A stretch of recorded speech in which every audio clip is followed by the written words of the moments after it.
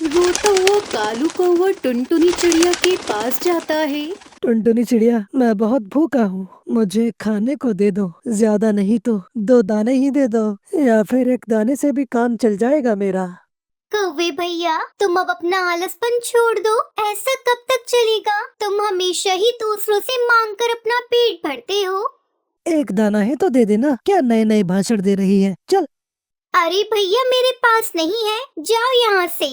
कालू कौवा गुस्सा हो जाता है और मुंह बनाकर वहाँ से चला जाता है। अरे कालू, कहाँ है दाना? ना ही चिड़िया ने दाना दिया और ना ही कोई फल, बल्कि मुझे लंबी लंबी बड़ी बड़ी बातें सुनाई है इस छोटी सी चिड़िया ने।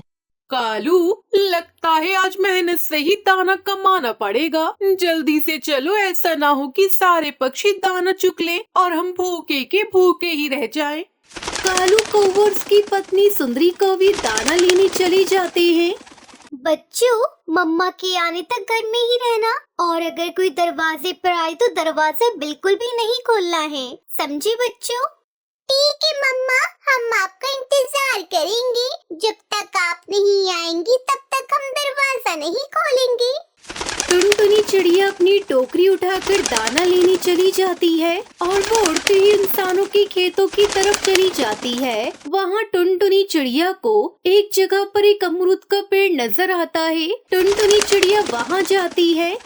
लगता है अमरूद मीठे होंगे क्योंकि अच्छी तरह से पके हुए हैं। टुनटुनी चिड़िया वहाँ से अमरूद तोड़कर अपनी टोकरी में रख लेती है कि तभी वहाँ पर तोता आ जाता है।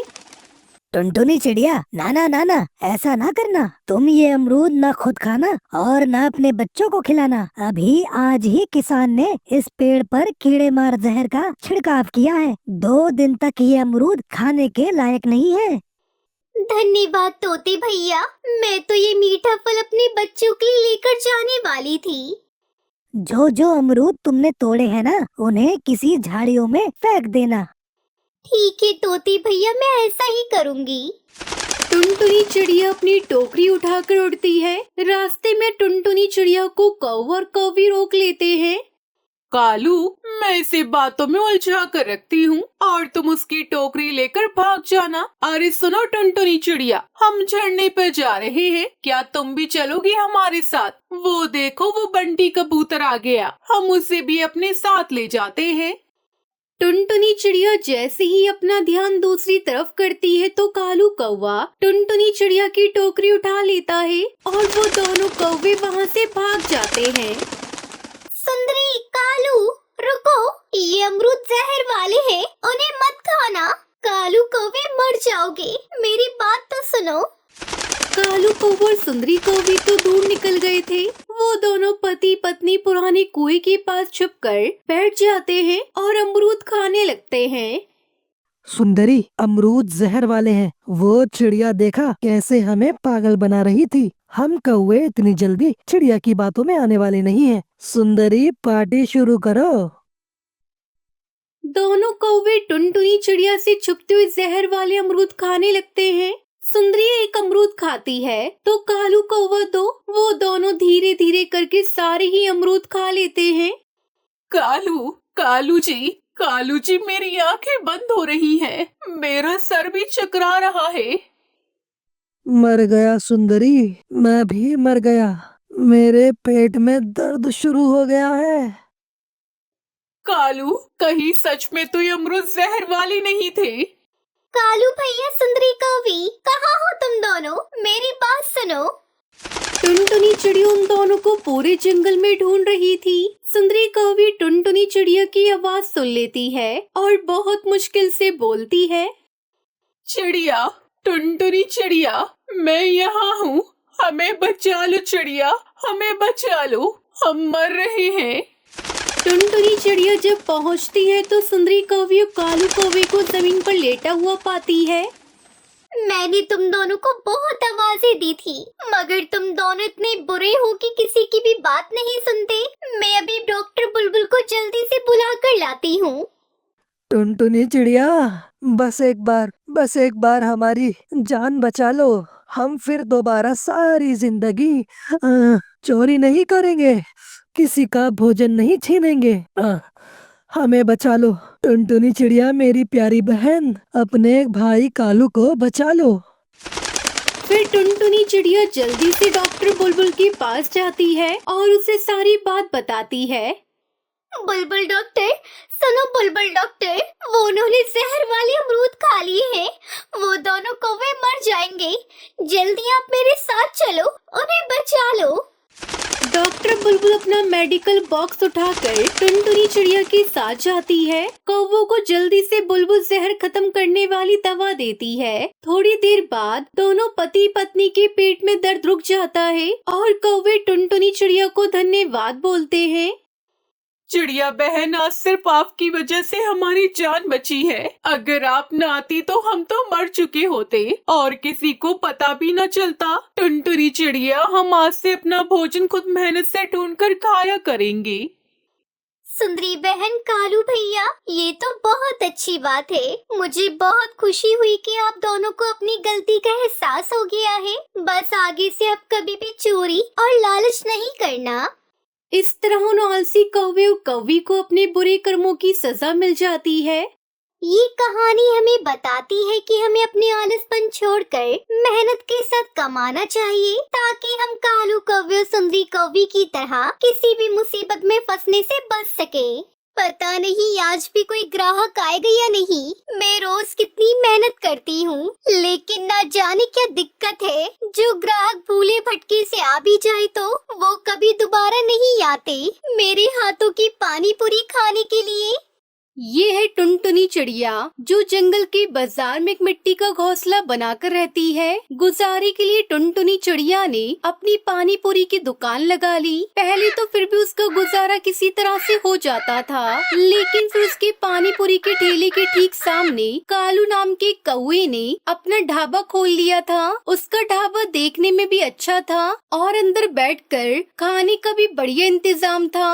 जिस दिन से कालू ने टुनटुनी की दुकान के सामने अपनी दुकान लगाई थी, बस उसी दिन से टुनटुनी का काम ठप पड़ गया था। पहले ग्राहक कम होते गए और फिर ना के बराबर आने लगे। कभी कोई नया पक्षी आ जाए तो बस उसी से बहोनी होती थी। फिर एक दिन, हे ऊपर वाले, मैं एक अकेली गरीब चिड़िया को आप क्यों इतनी तकलीफ दे रहे हो? या तो मेरे दुखों को हर लो या फिर मुझे उठा लो।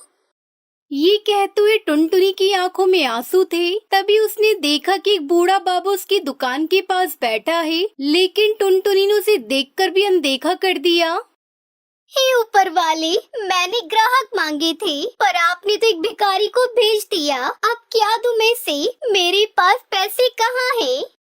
उस दिन भी रोज की तरह टुनटुनी पानी पूरी बनाकर बैठी रही, मगर उसकी दुकान पर एक भी ग्राहक नहीं आया। जबकि कालू कौवे के ढाबे पर ग्राहकों की भीड़ लगी हुई थी। अपनी फूटी किस्मत को देखकर टुनटुनी चिड़िया अपना सामान समेटने लगी। तभी उसने देखा कि वो बूढ़ा बाबा अभी भी उसकी दुकान के पास ही बैठा हुआ था। और फिर, अरे बाबा, आपको सुबह से शाम हो गई यहाँ बैठे बैठे देख। अगर आपको पैसे मांगने हैं तो जाकर उस कालू से मांग लीजिए जो पैसे छाप रहा है। मेरे पास कुछ नहीं आपको देने के लिए। देख लीजिए, मेरा गल्ला बिल्कुल खाली पड़ा है। अरे बेटा, मुझे पैसे नहीं चाहिए। मुझे तो बहुत जोरों की भूख लगी है। कुछ खिला दो अगर तुम्हारे पास हो तो। अच्छा लीजिए बाबा, ये पानी पूरी खा लीजिए। मेरे पास आपको देने के लिए इसके अलावा और कुछ नहीं है। इतना कहकर टुनटुनी ने वहीं जमीन पर कपड़ा बिछाया और फिर दोनों ने वहीं बैठकर पानी पूरी खाई, जो टुनटुनी ने ग्राहकों के लिए बनाकर रखी थी। अच्छा बाबा, आपसे एक बात पूछूं, आपको ये पानी पूरी कैसी लगी? बेटा, ये पानी पूरी तो बहुत स्वादिष्ट है। पता है बाबा, जब मेरे पति जिंदा थे ना, तब उन्हें मेरे हाथ की पानी पूरी बहुत अच्छी लगती थी। वो कहते थे कि एक दिन हम दोनों मिलकर पानी पूरी की दुकान खोलेंगे। फिर हम दोनों ने दुकान खोली। मैं पानी पूरी बनाती और वो बेचते। हमारी दुकान खूब चल रही थी। फिर एक दिन मेरे पति की एक दुर्घटना में मौत हो गई। बस तभी से मैं अकेली इस दुकान को चलाकर अपना पेट पाल रही हूँ। तो फिर ग्राहक आने कम कैसे हो गए बेटा? बाबा, वो सामने देख रही कालू नाम है उसका, 1 नंबर का गुंडो लालची कौवा है। जब उसने देखा कि मेरी दुकान सही चल रही है तो उसने मेरी दुकान के सामने अपना बड़ा ढाबा खोल लिया। फिर धीरे धीरे मेरे सारे ग्राहक उसके पास जाने लगे। कोई बात नहीं टुनटुनी, जल्दी ही सब ठीक हो जाएगा। बेटा अगर तू बुरा ना माने तो कुछ दिन मैं तेरे साथ रह सकता हूँ। मेरे पास अपना कोई घर नहीं है, मैं मुसाफिर हूँ। कुछ दिनों बाद मैं खुद यहाँ से चला जाऊँगा। फिर वो बाबा टुनटुनी चिड़िया के साथ रहने लगी। वो उसकी पानी पूरी की दुकान में मदद भी करवाते थे। ऐसे ही काफी दिन बीत जाते हैं, दुकान पर कोई ग्राहक नहीं आता। ये बात बाबा को खटकती है। वो टुनटुनी चिड़िया की बनाई हुई पानी पूरी खाते हैं। अरे टुनटुनी बेटा, तुमने खुद खाकर देखी अपनी पानी पूरी? देखो तो इसमें नमक कितना ज्यादा है। बाबा के कहने पर जब टुनटुनी ने पानी पूरी खाकर देखी तो वह हैरान रह गई, क्योंकि वो तो सारे मसाले बड़े ध्यान से और नाप कर डालती थी। फिर अगले दिन जैसे टुनटुनी ने पानी पूरी बनाई तो बाबा ने फिर से खाकर देखी। अरे टुनटुनी बेटा, कुछ तो गड़बड़ है। इस बार मिर्ची बहुत तेज है। बाबा, पर मैंने तो मिर्च भी देखकर डाली थी। हे भगवान, ये क्या हो रहा है? टुनटुनी की पानी पूरी में रोज कुछ न कुछ गड़बड़ निकल रही थी, जबकि पहले ऐसा नहीं था। टुनटुनी ने ठान लिया कि वो उसका पता लगा कर रहेगी। उस रात जब टुनटुनी ने सुबह के लिए पानी पूरी बनाकर रखी तो वहाँ रात के अंधेरे में कालू कौवा आया और उसने अपने थैले में से कुछ मसाला निकाल कर उसमें डालने लगा। तभी टुनटुनी चिड़िया बाबा ने उसे रोक लिया। अरे कालू, तू यहाँ क्या कर रहा है? अच्छा, इसका मतलब तू ही है जो रोजाना मेरी पानी पूरी में मिलावट करता था, जिसकी वजह से ग्राहक मेरे कम होने लगे। मैं अभी मुखिया को बुलाकर तेरा हिसाब करवाती हूँ। रात में ही पंचायत बुलाकर टुनटुनी ने कालू की पोल खोल दी। मुखिया ने गुस्से में कालू को गांव से बाहर कर दिया और उसे कभी वापस न लौटने की सजा दी। फिर अगले दिन तो पूरी तस्वीर ही बदल गई। कालू की दुकान बंद देखकर ग्राहक वापस टुनटुनी की दुकान पर आने लगे। बूढ़े बाबा और टुनटुनी चिड़िया ने जल्दी से पानी पूरी बनाकर पक्षियों को खिलाई। पानी पूरी ले लो, खट्टी मीठी पानी पूरी ले लो। जो एक बार खाएगा तो बार बार आएगा। अरे टुनटुनी बहन, इतनी स्वादिष्ट पानी पूरी तो आज तक हमने नहीं खाई। और आपको पता है, कल मेरी पत्नी हरी तोती की तबीयत खराब थी, पर आपकी एक पानी पूरी खाते ही वो बिल्कुल ठीक हो गई। पता नहीं, पर तुम्हारी पानी पूरी ने तो जादू ही कर दिया उस पर। अरे हरिया भैया, ये कोई जादुई पानी पूरी नहीं है। अरे ये सब मेरे बाबा का कमाल है। उन्होंने ही पानी पूरी बनाई थी। देख रहे हैं बाबा आप, ये सब आपकी वजह से हुआ है। जैसे ही टुनटुनी ने पीछे पलटकर देखा तो वहाँ बाबा नहीं थे। वो ये सब देखकर हैरान हो गई, लेकिन तभी उसकी दुकान के बाहर पानी पूरी खाने के लिए पक्षियों की भीड़ जमा हो गई। हे ऊपर वाले, मैं सब समझ गई। वो बाबा आपके भेजे हुए फरिश्ते थे, जिन्होंने मेरी जिंदगी की सारी परेशानी दूर कर दी। अब टुनटुनी चिड़िया खुशी खुशी पानी पूरी बेचकर अपनी जिंदगी बिताने लगी। एक दिन टुनटुनी चिड़िया अपने काम से वापस लौट रही थी, तभी उसे जंगल के रास्ते में एक बच्चा रोता हुआ दिखाई देता है। क्या हुआ? तुम यहाँ बैठकर क्यों रो रहे हो? तुम्हारी माँ कहाँ है? दीदी, 2 दिन पहले एक हादसे में मेरे माँ बाप की मौत हो गई है और मेरा घर कहाँ है मुझे पता नहीं है। माँ पापा के मरने के बाद मेरा ख्याल रखने वाला कोई नहीं है। मुझे बहुत भूख लगी है। जब भी मैं पक्षियों से खाना मांगने जाता हूँ वो लोग मुझे डांट कर भगा देते हैं। आप मुझे थोड़ा सा खाना खिला सकती हो? उस मासूम बच्चे को रोता देख टुनटुनी चिड़िया का दिल पिघल गया। ये बेचारा बहुत तकलीफ में है, मुझे इसकी सहायता करनी चाहिए। उसके बाद टुनटुनी उस बच्चे को अपने घोंसले में ले आती है। आज से तुम मेरे साथ यहीं रहना, मैं रोज तुम्हें पेट भर खाना खिलाया करूँगी। फिर टुनटुनी चिड़िया कुकू चिड़ा को खाना देती है। टुनटुनी चिड़िया अपना खर्चा चलाने के लिए रोज सुबह सुबह गांव वालों से सब्जी इकट्ठा करके बाजार में बेचा करती थी। इस काम से वो थोड़े बहुत पैसे कमा लेती थी। फिर एक दिन कालू कौवा अपनी पत्नी सुंदरी कौवी के साथ टुनटुनी के घोंसले के पास आता है। सुन चिड़िया, यहाँ की सारी जमीन मेरी है। पिछले कई सालों से हमने यहाँ ध्यान नहीं दिया, इसलिए तूने यहाँ घोंसला बनाकर तैयार कर लिया। अब चल जा यहाँ से, हम दोनों यहाँ पर खेती करने वाले हैं। ये सुनकर टुनटुनी चिड़िया घबरा जाती है। देखिए कालू भैया, मैं मानती हूँ कि ये जमीन आपकी है, लेकिन मैं इस बच्चे के साथ यहाँ रहती हूँ। अगर आप हमें यहाँ से भगा दोगे तो हमारे पास रहने के लिए कोई दूसरी जगह नहीं है, इसलिए हमें यहाँ से मत निकालो।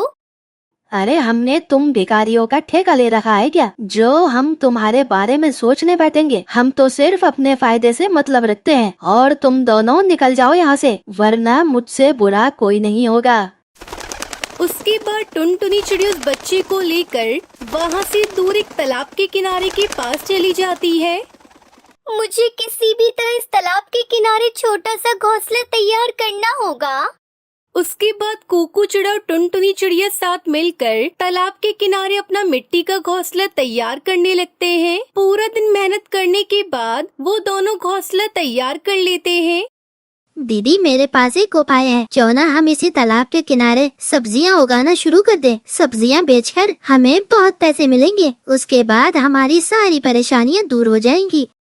हाँ तुम ठीक कहते हो कोको, तालाब के किनारे की जमीन उपजाऊ दिखाई देती है, हम यहाँ पर सब्जियाँ उगाएंगे।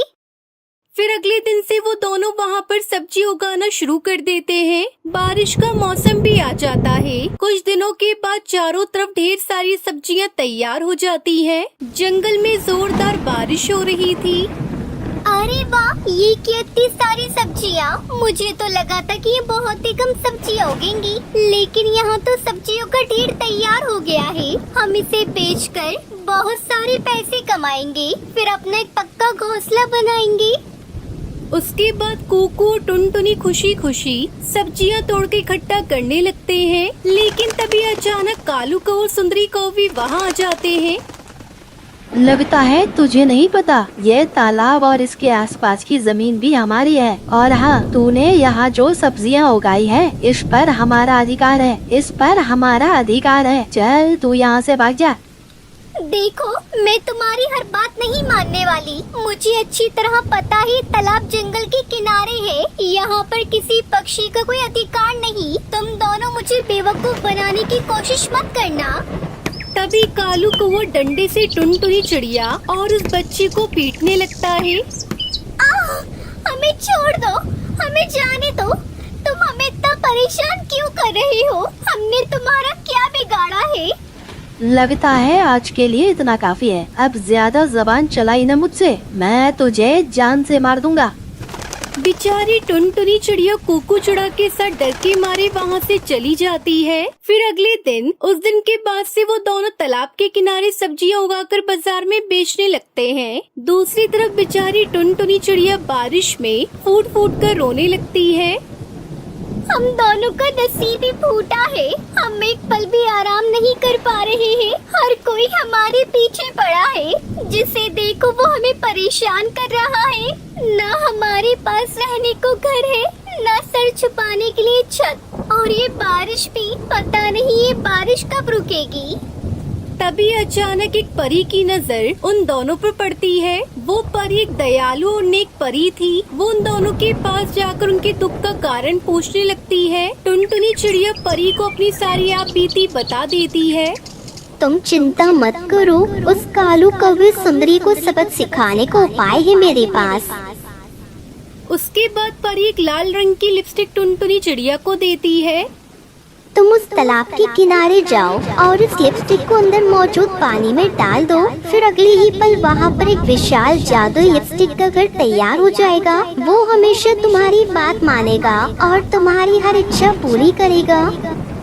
ये सुनकर टुनटुनी चिड़िया कोको चिड़ा बहुत खुश होते हैं। उसके बाद वो दोनों परी का शुक्रिया अदा कर तालाब के किनारे पहुंच जाते हैं। फिर टुनटुनी जादुई लिपस्टिक तालाब के पानी में डाल देती है और देखते ही देखते तालाब के पानी में एक जादुई विशाल लिपस्टिक का घर प्रकट हो जाता है। मैं तुम्हारी सहायता करने के लिए प्रकट हुई हूँ टुनटुनी। बोलो, तुम क्या चाहती हो? हम दोनों के पास रहने की जगह नहीं है, तुम हमारे रहने का इंतजाम कर दो।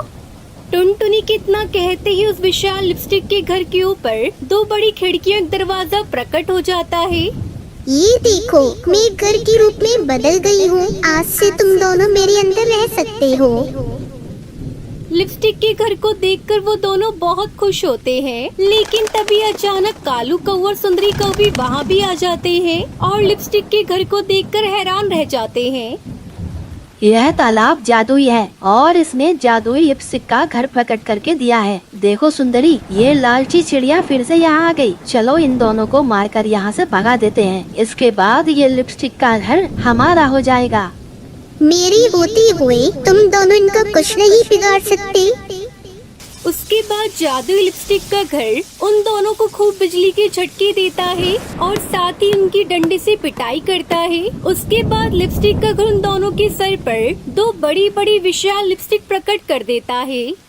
अरे ये लिपस्टिक बहुत ही भारी है, कोई इसे मेरे ऊपर से हटाओ, मुझसे इसका वजन नहीं सहा जाता। ये तो भी शुरुआत है कालू कौवे। 2 दिनों तक ये दोनों लिपस्टिक तुम दोनों की सर पर इसी तरह रखी रहेगी। तुम दोनों को इनका वजन झेलना ही पड़ेगा। तुम दोनों चाहे कुछ भी कर लो, इनसे छुटकारा नहीं पा सकते। यही तुम दोनों की सजा है। चलो भागो यहाँ से। फिर जादुई लिपस्टिक का घर कालू सुंदरी को बिजली के झटके देते हुए वहाँ से भगा देता है। उस दिन के बाद से टुनटुनी चिड़िया कोको चिड़ा के साथ तालाब के किनारे ढेर सारे लिपस्टिक की खेती करके उसे बाजार में बेचने लगती है। धीरे धीरे उन दोनों की गरीबी पूरी तरह दूर हो जाती है और वो दोनों खुशी खुशी अपने जादुई लिपस्टिक के घर में रहने लगते हैं।